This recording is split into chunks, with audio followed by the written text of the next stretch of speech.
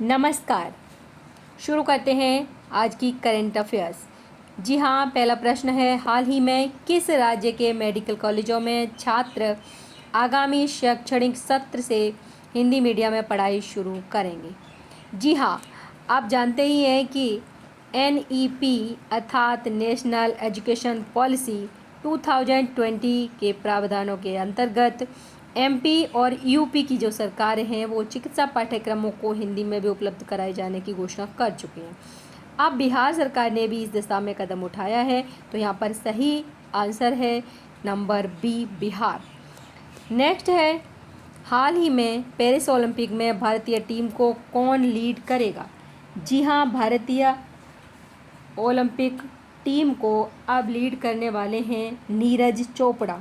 जी हाँ, ये प्लेयर हैं जेवलिन थ्रो के।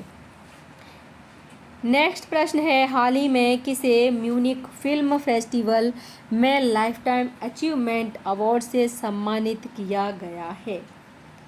तो इसका सही आंसर है केंट विस्लेंट। नेक्स्ट प्रश्न है, हाल ही में किस राज्य के मुख्यमंत्री ने लोकपथ मोबाइल ऐप लॉन्च किया है? तो हम लोकपथ मोबाइल ऐप की बात करें तो ये है मध्य प्रदेश। मध्य प्रदेश सरकार ने सभी जिलों में एक PM कॉलेज ऑफ एक्सीलेंस की स्थापना को मंजूरी दी। मध्य प्रदेश के मुख्यमंत्री ने PM श्री पर्यटन हवाई सेवा का शुभारंभ किया है। वहीं पर मध्य प्रदेश मंत्रिमंडल ने मंत्रियों के आयकर भुगतान की सरकारी व्यवस्था समाप्त कर दी है। और देखें तो मध्य प्रदेश सरकार ने दुकानें और व्यावसायिक प्रतिष्ठान 24 घंटे खुले रहने की अनुमति दी है। और पेंच टाइगर रिजर्व ने वनाग्नि के लिए पहली उन्नत AI प्रणाली शुरू की है। नेक्स्ट प्रश्न है, हाल ही में किसने स्पाइस अवार्ड 2024 जीता है? जी हाँ, तो ये जीता है स्वप्ना कलिंगल ने। अब यहीं पर बात कर लेते हैं हम, और तो ये हैं P गीता ने नारीवादी दिन के लिए प्रथम के सरस्वती अम्मा पुरस्कार जीता है। वहीं पर सोमालिया की महिला मीडिया विलेन ने वैश्विक अभिव्यक्ति की स्वतंत्रता पुरस्कार जीता है। PEN पीटर पुरस्कार 2024 से अरुंधति राय को सम्मानित किया गया है। और बात करें, संजना ठाकुर ने 2024 का राष्ट्रमंडल लघु कथा पुरस्कार जीता है। जी हाँ, वहीं पर उषा ठाकुर ने 12वीं विश्व हिंदी सम्मान से सम्मानित किया गया है। विनोद गणात्रा को Nelson Mandela life time achievement award मिला है। नेक्स्ट प्रश्न है, हाल ही में किसे पंजाब और हरियाणा उच्च न्यायालय का मुख्य न्यायाधीश नियुक्त किया गया है? तो ये हैं झील नागो। नेक्स्ट है, हाल ही में किसने भारतीय ओलंपिक संघ के साथ प्रमुख प्रायोजक के रूप में साझेदारी की है? तो ये हैं BPCL।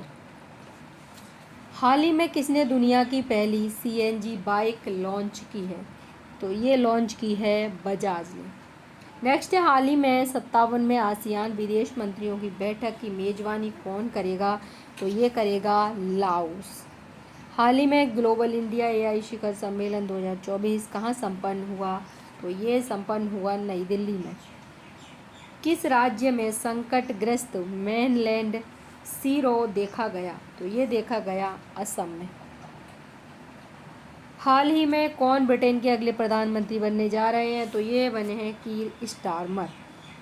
डिक शूप नीदरलैंड के नए प्रधानमंत्री बने हैं। वहीं पर अगर वियतनाम की बात करें तो यहाँ के राष्ट्रपति टो लैम नामित हुए हैं। वहीं पर अगर स्कॉटलैंड का प्रथम मंत्री किसे चुना गया है? तो वो चुना गया जॉन स्विनी को। वहीं पर जोस राउल मुलिनी को पनामा का राष्ट्रपति चुना गया है।